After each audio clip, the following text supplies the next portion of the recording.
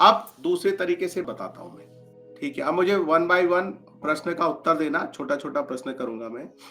कि अभी हम 4 दिन पहले गंगा पे घूमने गए थे और वो वहां एक घटना घटी। तब मैंने प्रश्न रखा कि देखो यहाँ पे गंगा घाट पे एक बुढ़िया बैठी थी और वो समोसा कचौरी बेच रही थी। तो मेरे साथ में जो थे सज्जन, उनसे मैंने पूछा कि बताओ, ये जो समोसा कचौरी बेच रही है और इसके पास जो पैसे आ रहे हैं, ये खून पसीने की कमाई है कि हराम की कमाई है? आप बताओ कोई इसमें से। एक बुढ़िया वहां पर समोसे कचौरी बना करके, भजिए बना करके बेच रही थी, ठेला लगा करके। तो वो उसकी खून पसीने की कमाई थी कि हराम की कमाई थी? बताओ। खून पसीने की। खून पसीने की कमाई थी, मतलब पुण्य की कमाई थी वो। ठीक है, फिर वो उसने जो कमाया वो ब्लैक मनी था कि व्हाइट मनी था? White money.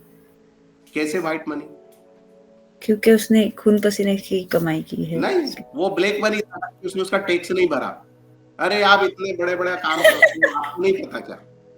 हाँ, अगर वो अगर कैश उसकी लिया है कमाई तो वो 2 लाख रुपए हो जाए महीने की, है तो खून पसीने की कमाई। लेकिन अगर वो गवर्नमेंट को टैक्स नहीं भरेगी तो वो पुण्य की कमाई होते हुए भी क्या हो गई? ब्लैक मनी हुई कि व्हाइट मनी हुई? ब्लैक मनी हो गई ना, हाँ, क्योंकि फिर उसको ब्लैक गवर्नमेंट को मनी टैक्स हुई। नहीं भरा। हाँ, ब्लैक मनी फिर हो गई ब्लैक मनी। क्योंकि उसको गवर्नमेंट को टैक्स नहीं भरा। अब खून पसीने की कमाई, पुण्य की कमाई ब्लैक मनी हो गई, मतलब इलीगल हो गई। ठीक है, अब दूसरी तरफ वहां पे एक बार है, बार में डिस्को चल रहा है, नाच गाना चल रहा है, दारू सर्व की जा रही है। अब वो पुण्य की कमाई है कि पाप की कमाई है? बताओ। पाप की कमाई है।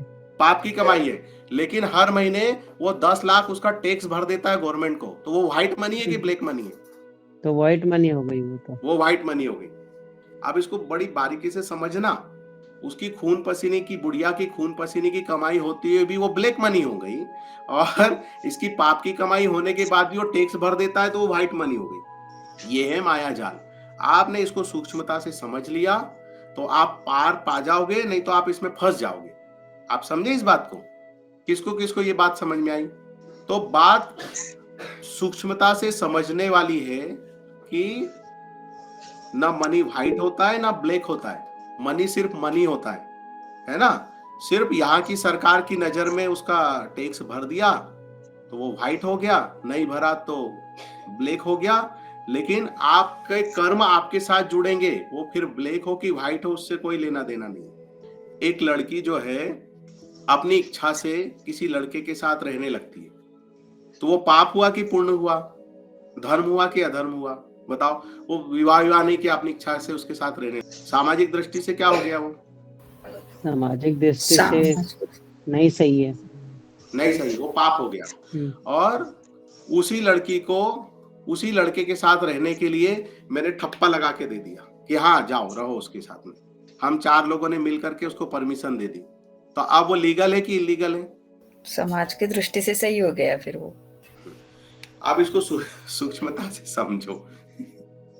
ये लीगल इलीगल, पुण्य पाप कैसे हो गया? टाइम प्लेस एंड सिचुएशन, वही चीज गलत थी, अब उसी को मैंने परमिशन दे दी तो वो लीगल हो गई। अब वो वही पाप थी, वही पुण्य हो गई। वही सही था, वही गलत हो गया। गलत सही हो गया, सही गलत हो गया। आप तो बोलोगे गुरुजी पागल कर रहे हो, क्या है, कुछ समझ में नहीं आ रहा। आपको समझने के लिए है, आपको मनमानी करने के लिए नहीं है, आपको सत्य समझाने के लिए। ऐसा नहीं कि आप मेरी बात को अपने मतलब के हिसाब से समझ लो और कल को अपने मनमानी तरीके से चीजों को करने लगो कि हाँ गुरुजी ने तो बोला था मेहनत की कमाई, पुण्य की कमाई, टैक्स मत भरो। ब्लैक मनी भी व्हाइट हो सकता है, व्हाइट मनी भी ब्लैक हो सकता है। ये सिर्फ समझाने के लिए कि भाई आप जिस मार्ग पे चल रहे हो, आपको माया के पार कैसे पाना है, कैसे जाना है उसको। इस ज्ञान को सूक्ष्मता से आप समझ लो तो आप हर जगह यही चीज लागू होती है। आपको जो अंतरात्मा में, आपकी समझ में जो उचित लगता है आप वो करो, और जो चीज अनुचित लगती है वो मत करो। बात सहमति और असहमति की नहीं है, बात किसी के सिग्नेचर या बात किसी के परमिशन की नहीं है, बात आपके अपने जीवन की है, आपकी अपनी यात्रा की है। अकेले आए हो, अकेले चले जाओगे। तो आपकी जीवन की यात्रा है, आपको उस चीज को समझना है। ठीक है, क्लियर। हम वृंदावन गए थे तो हमने देखा ना, हर एरिया में अलग अलग ऑटो चलते थे। ये एरिया का ऑटो दूसरे एरिया में चलेगा तो इलीगल हो गया, क्यों? उसको पास मिला था। और ये एरिया का ऑटो दूसरे एरिया में जाएगा तो इलीगल है, उसको अलग पास मिला था। तो बस ऐसे ही है सही गलत की परिभाषा। जिसको जैसी जितनी परमिशन मिली है उतने दायरे में रह करके काम करेगा तो सही है। वो परमिशन के अगेंस्ट जाएगा, समाज की व्यवस्था बिगड़ेगी, वो गलत हो जाएगी। आपने जवाब दे दिया क्या जवाब दे दिया? कि यहाँ पे आपने कोई भी यानी अच्छी तरह से भी पैसा कमाया, यानी बाहर में पैसा कमाया या आपने टैक्स भर दिया, यहाँ के रूल ऊपर नहीं चलते हैं। ऊपर के रूल अलग होते हैं। यहाँ आपने लाख मर्डर कर दिया, शिक्षा हो गई, जेल हो गई, आप न्याय नहीं मिलेगा, वहां ऊपर मिलेगा पूरा। देखो बात वही होगी ना, नाना ने अपने तरीके से उसको समझा, उन्होंने जो समझा वो भी सही समझा, लेकिन वास्तव में जिस पर्पस से मैं बता रहा हूं, जिस तरह से मैं बता रहा हूं, उस अर्थ तक पहुंच जाओगे तब मजा है। नाना ने समझ लिया उनके तरीके से, वो सही समझा, वो उत्तर दिया ठीक है कि यहाँ के रूल यहाँ चलते हैं, भगवान की जगह वो रूल नहीं चलते हैं।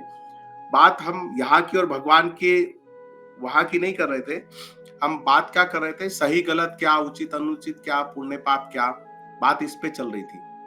तो कई बार इसमें आदमी फंस जाता है, बोलता है ना धर्म संकट हो गया मेरे सामने, तो फिर उसको अपने गुरु या जिसमें श्रद्धा है उनसे जाके समझ लेना चाहिए। जीवन में जब ऐसी चीजें आती है ना, कई बार आ जाता धर्म संकट, हम बोलते हैं हम फंस गए धर्म संकट, गुरुजी हम ऐसा करते हैं तो ऐसा हो रहा है, वैसा करते हैं तो ऐसा हो रहा है, अभी हम क्या करें? माँ की सुने कि पत्नी की सुने? लड़का बोलता है ना अगर माँ की तरफ मैं जाता हूं तो वो शादी करके लाया हूं, वो भी अब मैं धर्म संकट में फंस गया हूं, इसको भी देखना है, इसको भी देखना है। तो फिर ऐसी परिस्थिति में समझ लेना चाहिए किसी समझदार व्यक्ति से। देखो किसी का खून करना पाप है कि पुण्य है? हत्या कर देना पाप है, लेकिन वही अगर मिलिट्री में भर्ती हो जाए और बॉर्डर पे दुश्मन को गोली मार दे तो वो पुण्य है। यहाँ पे किसी का मर्डर कर देगा झगड़े में तो केस चलेगा, फांसी भी हो सकती है। अब यहाँ मर्डर किया तो उसको फांसी होगी, और बॉर्डर पे उसने 10 दुश्मन गिरा दिए तो उसको मेडल मिल सकता है, परमवीर चक्र। तो बस यही समझने वाली बात है कि सही समय पे सही जगह पे अगर कार्य करोगे तो अनुचित भी उचित हो जाता है, और गलत जगह गलत समय पे सही काम भी करने जाओगे तो वो अनुचित हो जाता है। तो इसलिए सही गलत के चक्कर में मत पड़ो, अपनी प्रार्थना जारी रखो। कौन सी प्रार्थना? कर्ताभिमान से मुक्त होने की, क्योंकि जब तक आप कर्तापन के बोध में रहोगे तो इसमें फंस जाओगे। अब कर्तापन के बोध से कैसे मुक्त होना, आप उसको दूसरे तरीके से समझो। अभी मैंने वो उदाहरण दिया था कि वो बुढ़िया समोसे कचौरी बेच रही थी और दूसरी जगह एक बार था। बुढ़िया जो समोसे कचौरी बेच रही थी ब्लैक मनी था, लेकिन खून पसीने की कमाई थी, और वो बार में पाप की कमाई थी, लेकिन वो व्हाइट मनी था। ठीक है, अब दोनों ही दुकानें अगर गवर्नमेंट ले ले, अब बुढ़िया को गवर्नमेंट कहे कि तुमको हम 10,000 महीने की सैलरी देंगे, और बार टेंडर को, बार में जो है मालिक ओनर है या जो भी काम करते हैं उनको भी बोल दे कि हम तुमको इतनी सैलरी देंगे, आज से ये बार और ये समोसे कचौरी का ठेला ये गवर्नमेंट का हुआ। तो दोनों ही क्या हो गए?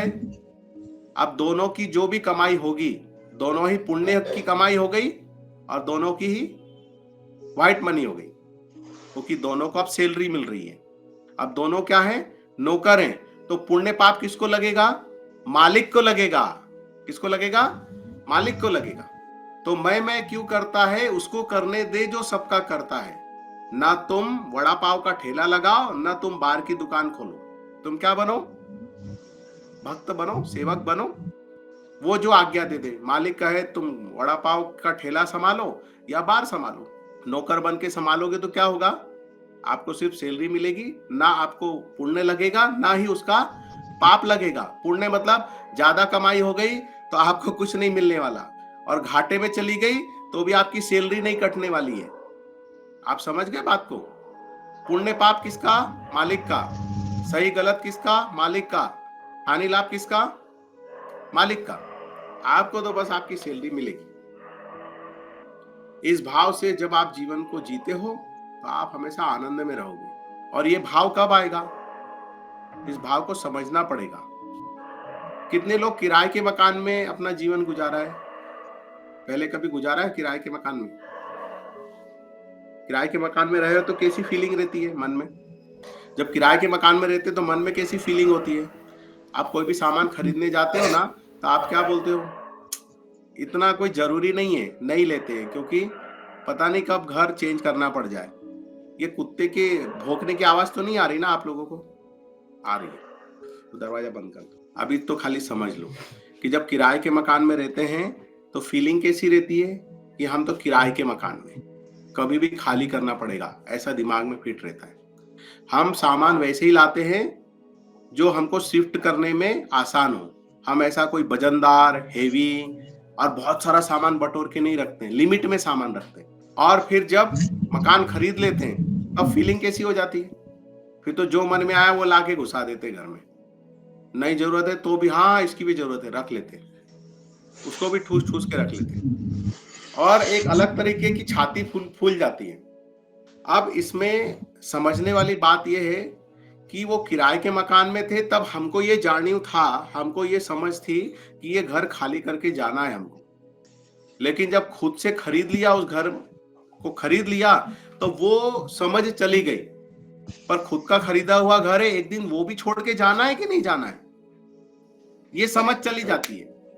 किराए का मकान तो कभी भी खाली करके चले जाएंगे, पर खरीदा हुआ मकान भी कभी भी खाली करके जाना पड़ेगा। दुनिया चलेगा तो घर छूटेगा कि नहीं छूटेगा? तो वो समझ खो जाती है।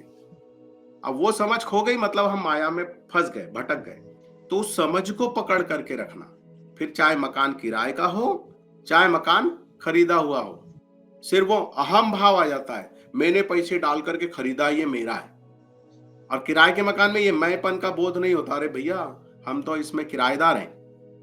तो ऐसा बोध इस शरीर के लिए हो जाए और अपने कर्मों के लिए हो जाए कि भाई हम तो नौकर हैं, हमको भगवान ने किसी काम से भेजा है, हम उसका काम करने आए हैं, हम उसकी नौकरी कर रहे हैं। और ये शरीर जो है किराए का घर है, आज नहीं तो कल इसको छोड़ के जाना है। तो छोड़ के जाना है, पर किराए से रह रहे हैं तो संभालना तो है ना, झाड़ू पोछा लगाना है, क्लीन तो रखना है। भाई किराए का घर हो या खुद का हो, हम गंदगी थोड़ी करके रहते हैं, साफ सुफ करके रखते हैं, पेंट पॉलिश करवाते हैं कि नहीं? तो जिन लोगों में ज्यादा वैराग्य उत्पन्न हो जाता है तो गुरु उनको क्या कहते हैं कि भैया वैराग्य होना अच्छी बात है, लेकिन ये शरीर है, शरीर से ही परमात्मा को पाया जाता है, शरीर का ध्यान रखो, इसको खिलाओ पिलाओ, संभाल के रखो। लेकिन जिनने इस शरीर को अपने बाप की बपोती मान लिया है, पिज्जा बर्गर ठुसा ठुसा करके ऐसा कर लिया है, या आलसी मक्कार हो गए हैं, तो वहां पे गुरुजी क्या कहते हैं? गुरुजी कहते हैं शरीर से आसक्ति कम करो। वहां पे वैरागी शिष्य को गुरुजी क्या कह रहे हैं? बेटा शरीर का ध्यान रखो, थोड़ा बहुत खा पी लिया भी करो, पूरे समय साधना करोगे शरीर नष्ट हो जाएगा तो कैसे भगवान को पाओगे? शरीर को संभालो। और जो ज्यादा शरीर में फंसा हुआ है उसके लिए गुरुजी क्या कहते हैं? बेटा उपास रखो, हफ्ते में 2 दिन निराहार रहो, शरीर को थोड़ा कष्ट दो। अब जो कष्ट दे रहा है गुरुजी उसको कहते हैं कष्ट देना कम करो, और जो आराम दे रहा है ज्यादा उसको गुरुजी कहते हैं शरीर को थोड़ा कष्ट दो। बस समझने वाली बात है। एक जैसी बात दोनों शिष्यों के लिए नहीं होगी, आपकी परिस्थिति जैसी होगी वैसे गुरु का आदेश होगा। किसी को कहा जाता है पूजा पाठ करो, किसी को कहा जाता है भैया आप घर में जो कर रहे हो, झाड़ू लगा रहे हो यही पूजा है, खाना बना रहे हो यही पूजा है, आप जो भी काम कर रहे हो यही भगवान की पूजा है। तो जिसकी जैसी स्थिति उसके लिए वैसी विधि विधान है, और हम इसमें फंस जाते हैं। हम एक दूसरे को देखते हैं, फिर हम बातें करते हैं, तो गुरुजी ये सही है ये गलत है, गुरुजी क्या सही है क्या गलत है। तो उस चक्कर में पढ़ने की बजाय आपको जो चीज मिली है आप उसको पूरी ईमानदारी से फॉलो करो, और कहीं कोई कंफ्यूजन है तो फिर उसकी चर्चा कर लो।